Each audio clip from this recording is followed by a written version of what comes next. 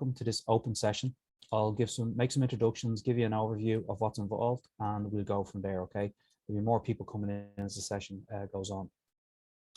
So my name is Paul Munns. I'm the Corporate Account Manager with the Corporate Governance Institute, and also joining us today for Q&A is Anthony Quigley, our co-founder and executive chairman. So get your questions ready as the session goes on at the end, and we'll answer everything that you need answered today.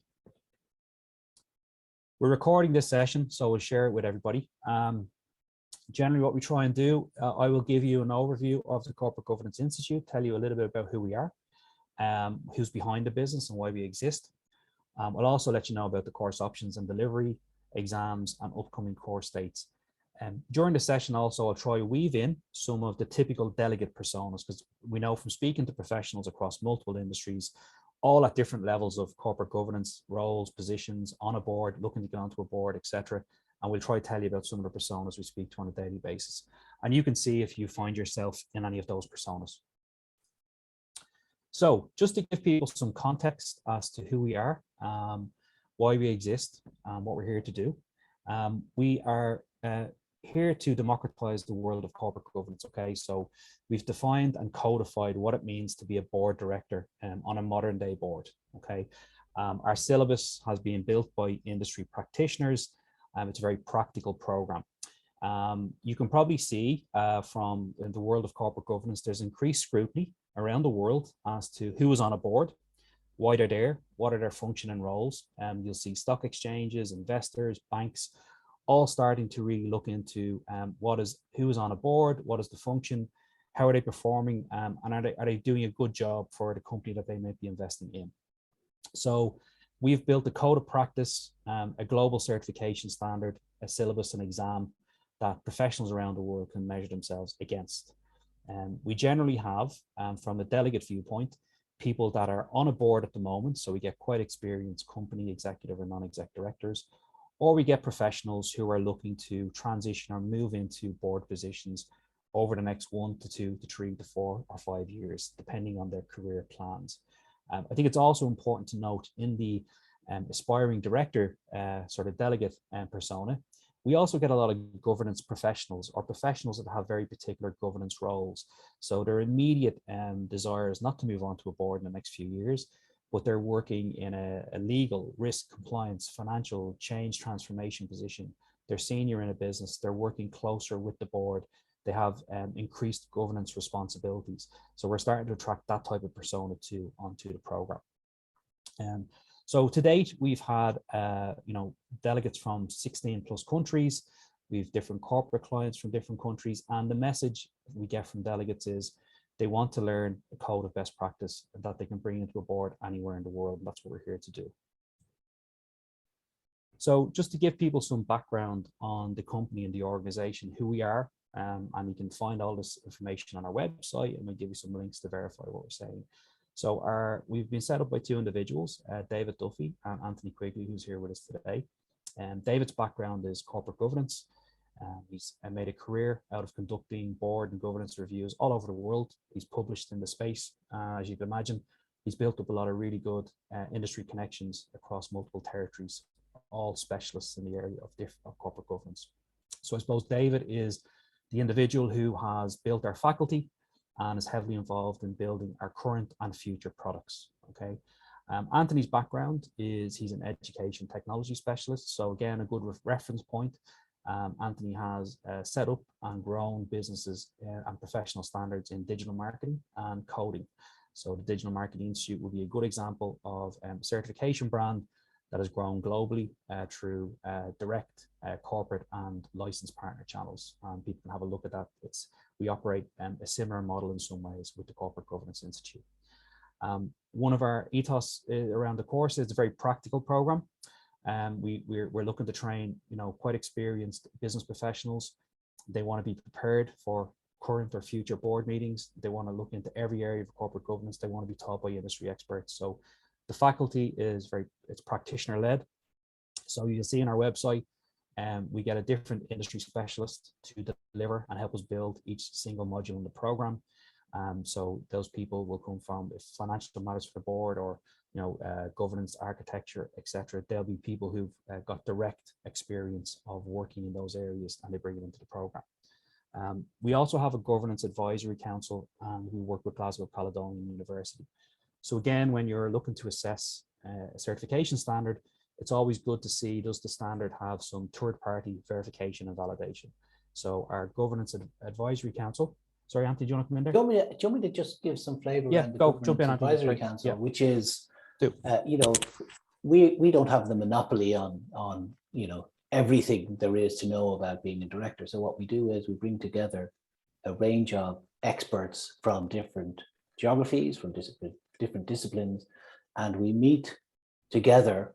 There's about 15 of us, and they help us to ensure that what we create in terms of education and certification is fit for purpose for modern directors. So, obviously ESG is very in vogue at the moment, but we had started producing something around ESG quite a while ago, and it's these individuals who bring this knowledge about what's happening in the world of directorship and boards around the globe to us, to say, look, this is the kind of education that people are now looking for. This is the kind of certification that you should consider in over the next few months. Yeah, and thanks, Paul. No problem. And we meet twice a year with the Governance Advisory Council, and as Anthony said, they'll validate what we have right now in terms of its fit for purpose, and they'll also give us ideas about how we change or upgrade the product, and also add new education products, which we'll show you a bit at the end of the session. From an academic viewpoint, we have Glasgow Caledonian University, who offer the award with us. And what a university will do for an industry certification like ourselves, they just come in and validate that we have good quality lecturers, that our syllabus is built in a structured pedagogical way, that we have secure exams, and everything's fit for purpose. So once they see that all those quality measures are in place, they're happy to award the certification with us, okay? So that's just some of the third-party verification and validation. So just to give people an overview of what we're doing, our core offering is a diploma in corporate governance. As I said, different delegates coming from different backgrounds, from current or aspiring directors, or people with very particular governance responsibilities that they want to take. They want to grow their career and take more responsibility in an organization, and maybe with an end point in the longer term to get onto the board. So the diploma is there. To award you the certification, you take some secure exams, which we'll take you through in a quick slide shortly. And we also have professional membership, which again, I'll take you through in one slide overview. So because boards are having to become more agile, across the globe, there's emerging topics very disruptive, like ESG, cybersecurity, digital transformation. Boards are having to adopt new skills and probably become more agile in the way they approach their board meetings and become more strategic. So membership is something that complements our core offering, with a lot of just-in-time training or ongoing training in very disruptive or changeable areas. Most people here today will probably have read or have access to our course brochure. So we won't go through every single module in detail. The course brochure will allow you to do that. But if we package up the program, these 11 core modules, this is what our Governance Advisory Council and our faculty dean will be the minimum and basic requirements for any efficient or be well prepared to be a board director, or improve your performance as a director, or move on to a board in the future.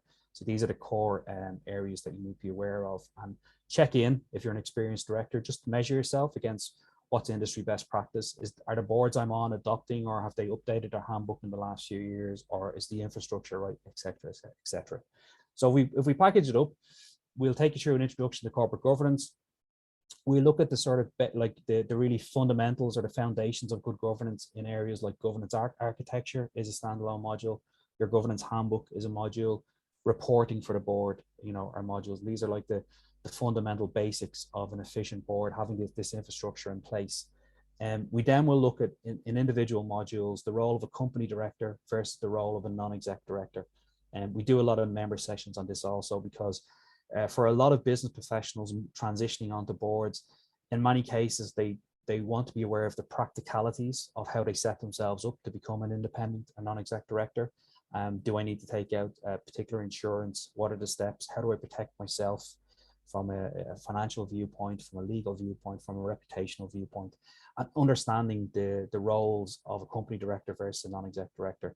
Feedback from the industry and delegates and brands we speak to, there's still, often a lack of clarity sometimes around what the specific roles might be around the boardroom table, and board members need to be reminded on an ongoing basis of what their specific roles are.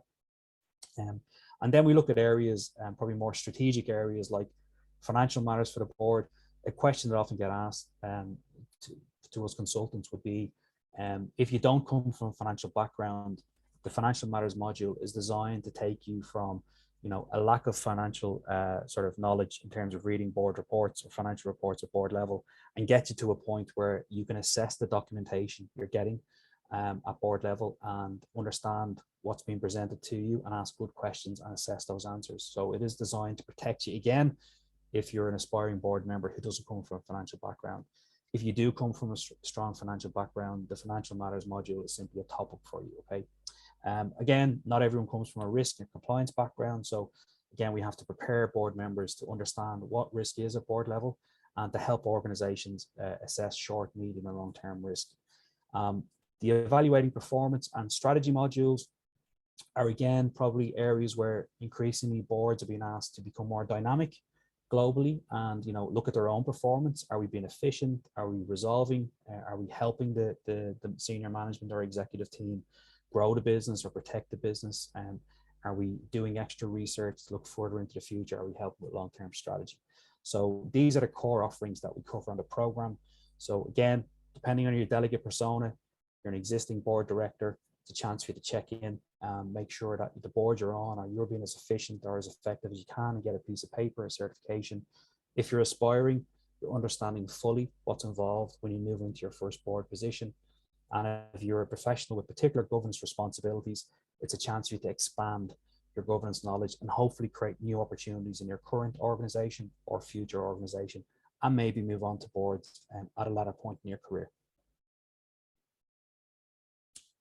So we're just going to move into some of the housekeeping items around the course itself. And please feel free, everyone, start putting in questions for yourself. If you want a very particular question answered about our brand, our product, or your own career, please pop it in now, and we'll spend some time answering that. So you can see here, the course is ultimately 11 modules, 33 hours of core taught learning. Depending on your level of governance experience, the extra work you might do to revise and prepare and read extra materials might be another 20 or 30 hours. So that's the work you're looking at. The course is being designed for a very busy professional, so we're very agile the way we deliver the programs. And if you go for a live Zoom option, we record everything, which helps you with revising for exams. And if you do miss the odd module, you catch up. So I'll go into the format shortly, but here's the exams. Okay, so at the moment we have 95% of participants getting certified and passing the exams. And that's just because the people who take our programs are involved in the governance space. They have a very clear idea of why they're in the program. So the completion rates are quite high. And the exams are a relatively thorough assessment of your corporate governance knowledge. There's 3 exams. Each exam is 90 minutes long. It's online, it's flexible, it's secure, and there's about 80 questions per exam. You'll see here you can get a pass, merit, or distinction. And that's a flavor of the exams. You'll be well prepared for them from the course you take and the revision documents and materials that we give you. So in terms of the options, we do live Zoom part-time, where you can choose to study for 11 weeks with 1 module per week from 6:30 to 9:30 p.m. GMT. And that's instructor-led. You study with a group of 20, 25 other delegates who work in different areas of governance and different jurisdictions. We also do an intensive 1-week bootcamp, which is very popular with professionals who can take a week off work and want to complete the program in a shorter, sharper time frame. And then our probably increasingly most popular option over time is self-paced on demand. where people log on and have a very interactive, immersive experience, but there's total flexibility as to how they complete the program and when. And no matter which option you take, it's the same syllabus, same exams, same end outcome. You've been well prepared to get certified in a diploma in corporate governance. So just some upcoming dates that people may or may not be aware of, depending on what emails have come out to you. And we have a part-time program starting on March the 23rd. We have a full-time bootcamp starting on April 25th. We have a part-time program starting on May 24th. And we have a full-time program, sorry, it's a mistake there, full-time program on July 25th. So 2 bootcamps, 2 part-times. With online self-paced, we have a cohort starting every month. So generally in the middle of the month, we have a cohort of professionals starting together online. Sometimes we do 2 cohorts, and so we do one at the start of the month and one in the middle, depending on the volume of people that want to start. It's quite flexible. And there's dates available in September and October. So again, we have people who want to prepare, particularly for bootcamp, they want to prepare 3 to 6 months in advance. So they'll often book now, secure their place for September, October. If those dates suit, you can simply ask us next week after this session. The steps to enrollment. So once you decide what your preferred course format is, you just confirm in an email to your consultant that you're speaking to. If you want to book in a one-to-one session, please do so. It's a good opportunity just to talk a bit more about yourself. To secure a place, it's a 10% booking deposit, and then you're issued with a course ID, a booking invoice, and immediate membership access. The course fees are €3,950 or 3,350 sterling, depending on which jurisdiction you're based in. And the fees are due 1 week before your course starts, then your enrollment is complete. Fees can be paid via bank transfer or debit credit card, and our booking invoice is very flexible and includes those options. We also have a lot of corporate clients, so if you want to study with colleagues or people from in the same network as you, we do have group rates available too, which you can ask us for. We're coming to the last couple of slides, and then we're going to answer some of the questions. Just to give people a flavor of membership. Membership is it's quite dynamic. We have a lot of content. It's quite a big library. We put a lot of content in on a weekly basis. Put simply, membership is the content you want when you want it in the format that you'd like, whether it's video, audio, reading, white papers, or live sessions. Live sessions are probably the most popular option for people. So we do master classes every 2 weeks for all our delegates, all our members, where you can log in and go through a particular case study and in a particular area of corporate governance that relates back to our diploma, and study and talk out a case study with other peers from other countries. And we also build networking into those sessions. It's very important in corporate governance to keep building your network of peers across multiple territories. It's a great way to learn. And we also do lunch and learns, where we look at emerging board topics. And this month, I think we're particularly looking at women moving onto boards. So we're doing some specialist webinars there. So there's something for everybody. Also, which comes up a lot for people, we have a members directory in place. So when you get certified, you have control over your certification, and you can choose to make your certification available to specialist recruiters in this space. So again, our head of membership controls that access, and across Ireland, the UK, or Europe, or further afield, and as boards look for more or new independent non-exec directors, we'll be a safe, quality assured place for recruiters to come and find good options for future board members. And just to finish off, to give people, we like to give some added value offers. So again, anyone that's close to making their decision, in February, we are going to give people an option incentive to close, okay, by Monday, the 28th. So we're offering people the chance to add an extra 3 months of membership to their membership pack. So right now, a diploma course includes 6 months membership with an option to renew. It's not mandatory renewal. We hopefully will close on value.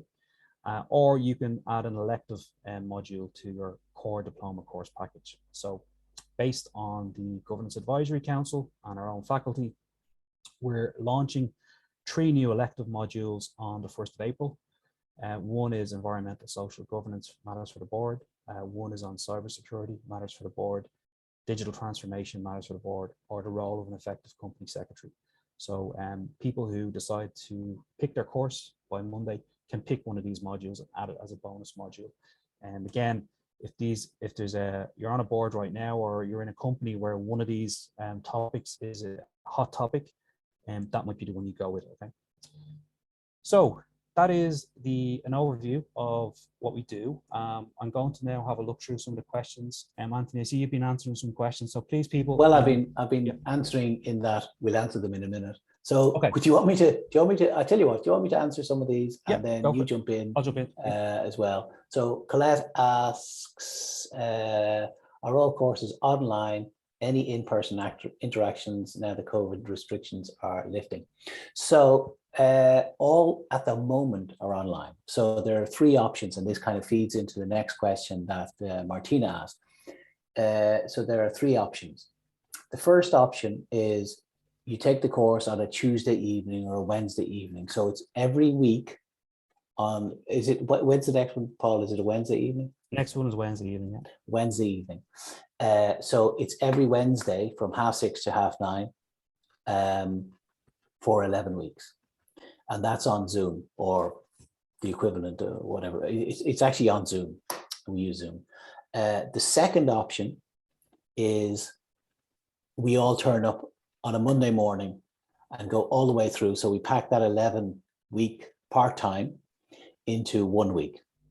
And so everyone turns up on Zoom on Monday morning at 9 o'clock and finishes at Friday evening at 5 o'clock, probably a little bit exhausted because there's a huge amount to cover and there's evening work and case studies to read. And we get you all this information beforehand, lots of information, lots of case studies and reading beforehand. And the third option is we've recorded everything. In fact, we re-recorded everything, not like, it's not a Zoom recording, it's to the camera recording and lots of reading, and we put that online. So you then have 6 months in which to start and complete the course. So you can do it at your own pace, so it's not live. However, as Paul said, we start that one the middle of the month. And the reason we do that is really we try and bring a number of people together into a cohort, because you do get value from the networking. So if you're working through the program at the same time, then you get value. In the Zoom versions, so the two I mentioned earlier, we do have breakout rooms, and we have the facility to do that breakout room, both on the part-time in the evenings and in the full-time week-long course. So on top of that, we also run masterclasses for all our delegates. So every 2 weeks, we'd run a masterclass around one of the modules. So we'd run a masterclass. We actually had one Wednesday on finance. And it was for all delegates, whether you did the course last year, or you're a member and you're thinking about doing the course, or you're not associated with us at all and you're thinking about doing the course. So we run these masterclasses, and they're really focused on the fundamentals, and the 11 modules are the fundamentals of being a director. So that's the kind of structure. Then to this question specifically, are we doing any in-person interactions now that COVID is lifting? I don't know. We haven't built that in yet. If there is a demand, and you know, to be honest, I honestly think we won't be going there. There doesn't seem to be that much of a demand for in classroom. Now, by the way, the other argument as to why you wouldn't do in classroom is, you know, do people want it really? Well, there's two reasons. One is, do you really want to go to a hotel on a wet November night, or in this case, a cold, snowing March night, you know, to learn something and then not see it again? So we do record everything on Zoom so you can revisit. The other thing, of course, is we have now an international audience. So I don't know what percentage, but I think it's way over 50% of our business is outside of Ireland. So we do have, from a business perspective, a limit that limits us if we are going to run courses in the classroom. And in fact, you know, Paul knows this from previous company he's mentioned, Digital Marketing Institute, we just stopped running classroom because the demand was for online. And as online education gets better and better, and it does, and it is, the advantages are rapidly outweighing the disadvantages, and those advantages have been accelerated during the pandemic. Next question from Martina. Hopefully that answers your question, by the way. The next question from Martina is, can you explain the third study option again, please? And I think I did. Hopefully I have. If I haven't, just stick it into the chat box there. If self-paced, is there a lecture to support questions, etc.? So how do we support that? We support that with the so first of all, obviously, because it's self-paced, you get to go back and restudy anything you want. So the lecture, I suppose, is recorded, but it's there. You can ask questions on our email, of course.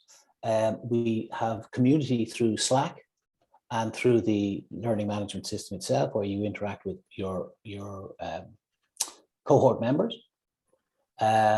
So there are loads of opportunities to ask the lecturer in question, for sure. But what certainly we're finding is that the questions are being answered by your peers much faster than you might get from a lecture. Because remember, a lecture, they're doing this on a Wednesday evening, or they've done it, a month ago, and they may or may not be busy. Most of them are really busy, by the way. That's our challenge, is how do we get them to engage, because they are very, very busy. So if they get a sporadic question from a learner, a delegate, well, then can they answer that in what we feel is an appropriate speed? And I would suggest that the peer results are much faster. Annual membership fee. There's an annual membership fee. I put that in for membership. Sorry, yes, yeah, of €345, and the equivalent in sterling. And that is waived, or you get that if you sign up for the for a course. And as Paul says, what we're doing is, in all fairness, is we're trying to build out our courseware and build out the right topics for directors. And right now we're building out, as Paul said, 4 new ones: ESG, what it means to be a COSEC, digital transformation. And by the way, none of these are technical. Digital transformation is not technical. We don't talk to you about how to write a Python script. What we do is we talk about the impact that digitalization is going to have on your business, and are you ready? And can you plan for it? And how have you planned for it? And how do you engage all the other board members? And how do you engage the senior leadership team and the executives and so on? So they're not technical in that sense. Hopefully that makes sense. Martina also asks, can you let me know whether there are sample exam papers? I think there are, aren't there, Paul? Yes. So on the exam, Martina, we have a mock examination. Okay, so you can go in and do a 2025 sample test. So you just get a flavor of the type of questions, the format, etc. Cirrus is quite flexible. We give you very solid, simple, straightforward instructions how you set yourself up, but it's very easy to use.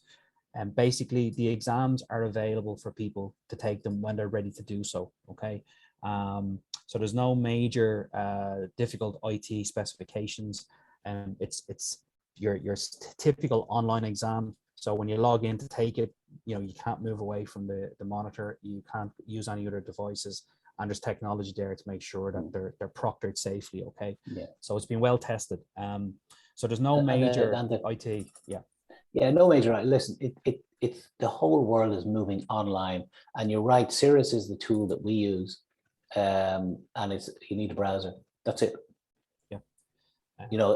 Sorry, a browser and some sort of PC or laptop, or you'll probably do it on your phone. I'm not sure whether anybody has, but no, there's no, any modern PC or laptop or Mac or whatever will do it. Yeah, and just another question on the exams from Susie around scheduling for the boot camp. It's a good question, Susie. In the boot camp, you study intense. Can I answer this, Paul? Because go for it. You know what, we're actually we had it quite strict. Yeah. Where we're removing those strictures, Yeah. anyway, restrictions, and we're expanding it out. Basically, the way we're viewing this is it takes 6 months for the online course to be we give you 6 months to take the online course and to take the exams. And what we're doing is we're saying, well, everybody should have that. So whether you do the part-time course in 11 weeks or you do the full-time course in 1 week, then you can have the time to 6 months in which to take the exams. So that's what the way we're going with this. So the question is, how are the exams scheduled? They're scheduled for the weeks ahead. So if you start on week 1 of 26 weeks over a 6-month period, then you have another 25 weeks in which to do the exams. And we'll just give you access to, in fact, we'll organize the access to the exam portal immediately. So you decide when you want to do the exam, not us. And hopefully that makes sense. I know, Paul, you were probably going to give a different answer, but I'm talking to Ayushi, who looks after our logistics. We just had some meetings during the week, and you weren't in them. Sorry. So no, she did. She told us, yeah. No, it's a great idea, and I think just give people clarity on the exam. So exam 1, it's based on module 1 to 5 in the program. So that's what you're being tested on. Exam 2 is based on module 6 to 11. That's what you're being tested on. And exam 3 is an overall assessment with a focus on the case studies. Okay, so they're the 3 exam formats that you take. Yeah. Okay, and Maeve is asking about the course materials and reading available solely online. Well, we don't send you hard copies, but we send you PDFs where PDFs are available, and you can print them. So yeah, no problem whatsoever there. Yeah. So and in fact, not only that, but the amount of recommendation or links that we send you, the amount of recommendations is vast, and we couldn't, we'd become a publishing company if that was the case. So there's lots and lots of reading materials, but we send you if it's a case study, for example, we do case studies. We have a dozen at least case studies in the course. If not, I think there's 2 per module, which makes it about 2 dozen. We send you the PDF and you download it. Then you discuss it in your groups and so on. Hopefully that makes sense. Retakes, we have a standard process for retakes. Yeah, our job, by the way, is not to fail you, and that's why we have the tests and so on. But it does happen from time to time.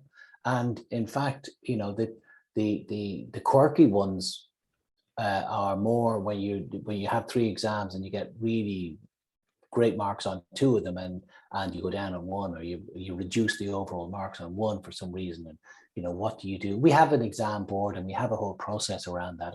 Just like, and to be honest, Paul mentioned, and I mentioned Digital Marketing Institute. I've been involved in half a dozen education companies, and you have to put in those processes and those appeals processes and everything to allow students and delegates to work their way through it. We need to have those guardrails in place, and we have them right from the get-go. So there's no issues whatsoever, Susie. If you fail an exam, there's a process that you just go through to move on to reset. Very good question, which is a great way to maybe finish off on the session. If anyone has other questions, please put them in. So Brendan, thanks for that. Has the diploma established street credibility in the corporate world compared to others? So do you want to answer that, Anthony, and I can add a bit in as well? Sorry, the question is, I missed that because I don't see it there. Has the diploma established street credibility in corporate world compared to others? So essentially, what's the market's view of our certification at the moment? Okay, it's a good question. How deep do you want me to go on this one?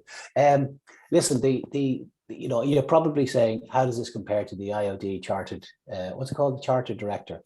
And I'd say that, well, look, first of all, we're at the same academic level. That's, that we know that because they actually use the same university, the same process, exactly the same as us. So it's exactly the same standard, exactly the same qualification. So that's the first thing. So does it have street cred? What I'd say is it's getting to that point where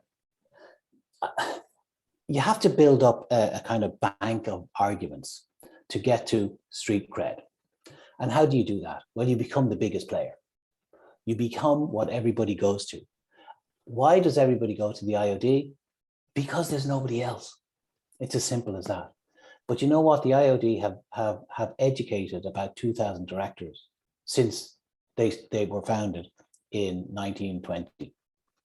The problem with that is there's 2 million directors or 200 million directors. So they're doing a great job for a small number of people. What we're trying to do is a great job for a large number of people. Hence the online approach, the flexible approach, the dynamic approach. And has it got street cred yet? I'd say it does. So what I can tell you is that probably 2/3 of our faculty are IOD members or IOD educated, but they see in us a different route. And they're saying, you know, they're coming in and lecturing, and they're bringing their skills, and they're saying, look, we believe in what you're doing. We think it's a great thing that you're doing, and I'll be able to bring this to the board. So what they're doing is they are bringing their experiences to our course, and therefore to you. So I'm not sure, you know, when you say street cred, I don't know what you mean, but what I can tell you is the numbers. So we've certified maybe 400 to 500 at this stage. We're about 2 years, we're just under 2 years old, 400 or 500. In UCD, which is one of the biggest in Ireland, they educate 35 people a year. We'll probably do 600 this year. The IOD will, I think the IOD are around about the same numbers as, and please, you know, if anybody here goes back to the UCD IOD and says, hey, this is the number he said, I'm not 100% sure, because I'm a member of the IOD, but I'm not embedded in the IOD. But I think they probably do 30 to 40 a year as well. So what we're doing is we're trying to educate a lot more people. And what will happen is, as you educate those people, it will become a standard. What we would like to see. So is it street cred now? Possibly not, but what we'd like to see is for the stock exchanges around the world to mandate some kind of education for directors who are associated with the companies on the stock exchange. And if that happens, we'd like to be there, because I think we do have something that is of that standard, really, really the highest standard. And what we're trying to do is we're trying to elevate the quality of decision-making at board levels. And I think we can get there. So are we the default yet? No. However, look at the history of DMI, Digital Marketing Institute. We started off, we said, we're going to become the standard. They are the standard now. It's taken maybe 12 years or 10 years. We'll do the same with Corporate Governance Institute. Hopefully that has answered some of the questions. Do you want to add anything to that? Yeah, I think just so I'm in the market every day, okay, talking with some of our corporate clients that we have built up in the UK. So the feedback so far, as Anthony said, over 450 professionals. Our satisfaction rates are quite high. We've educated people in quite high positions in big brands, and the feedback has been, Martina mentioned there, yes, cost is a big thing. So part of democratizing something is to reduce the cost, which we've done. It's technologically available, so it's more flexible, and also the time frame. I think some of the courses out there are quite long, elongated programs, and people pick us because we can train you in a shorter, sharper time frame. Give an example of a good corporate client at the moment in the UK, NHS, one of the largest employer in Europe, massive amount of governance structures.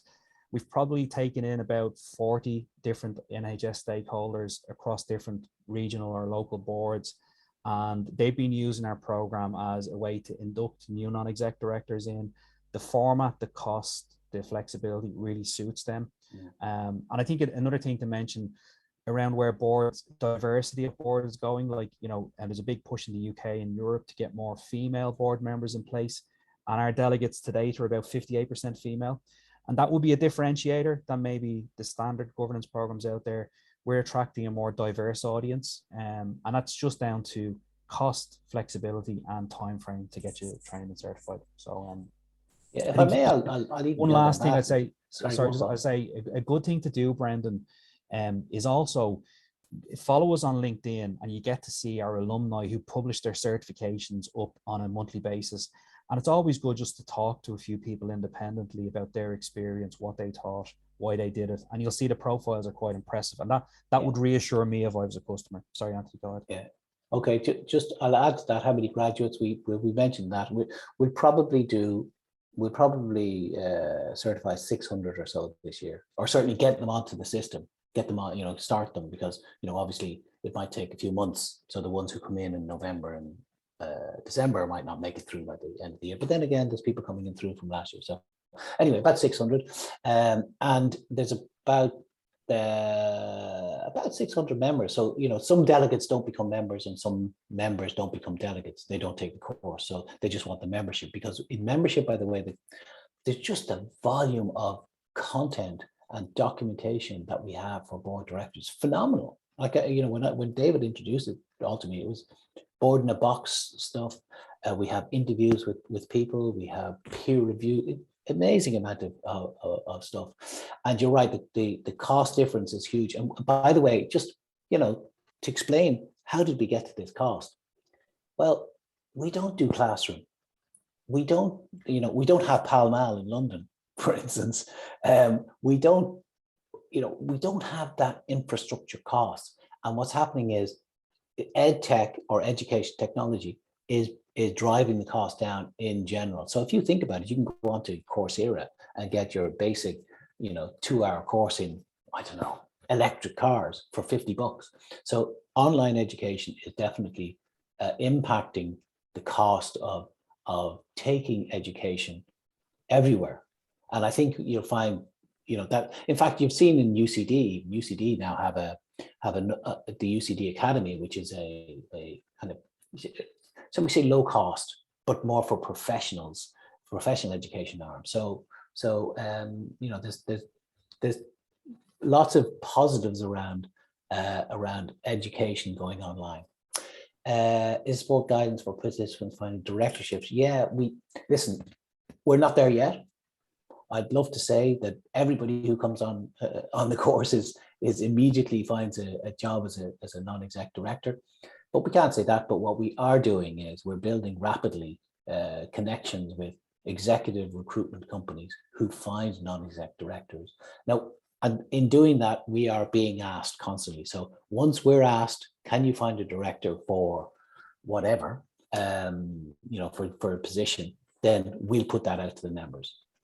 So definitely, we're not there yet. We're working on it. So what can I say?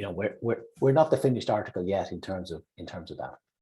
Paul, did you want to add anything? Yeah, just Colette, what we do, a lot of our lunch and learns and some of the member sessions will often be based around talking to experienced non-exec directors and asking them how did they find their first non-exec director role. So we're trying to take some of the mystery away and give you very practical things you can do with help from people who are in the space already. And as Anthony said, the directory is something that's ongoing, and really that's just a tech piece and getting the right type of recruitment firms to engage with us, so we create a quality directory with good opportunities for the right type of personas. Just a quick question. Tax deductible? Yes, Are the fees tax deductible? Paul, we had that in certainly in Digital Marketing Institute and Code Institute, and I think the answer is it seemingly depends on the business that you're in and whether education in that business is tax deductible. Because I know, for instance, in the legal world, they can write off education and certification. So there are cases, and I know there have been cases of people getting tax deductions as a result of this. But I can't say for everybody, and I can't be 100%. I can't for 100% say yes, absolutely in your business. I think we're happy to stay on. If anyone has any more questions, we're happy to stay on a bit longer. Hopefully people got the questions they wanted answered today. I will be sending a recording of the session to everyone before close of business today. And we'll just put that formal offer in writing too. So if people are closer to enrollment, you can take advantage. If you're not, that's fine too. keep in touch with us, talk to us, book in your own consultation. We're very keen, everybody who, you know, if you're not ready to enroll, tell us what content you'd like. Okay, what is your persona? What content do you want from us this year? We'll send it to you on a weekly or monthly basis. Have a good experience with us. And if you feel ready at some point in the future to buy something from us, we'd love to have you. Okay, so keep in touch with us, whatever your decision is. Thanks, Brendan. Thanks, Martina. Thanks, Colette. So thanks, everybody, for attending today.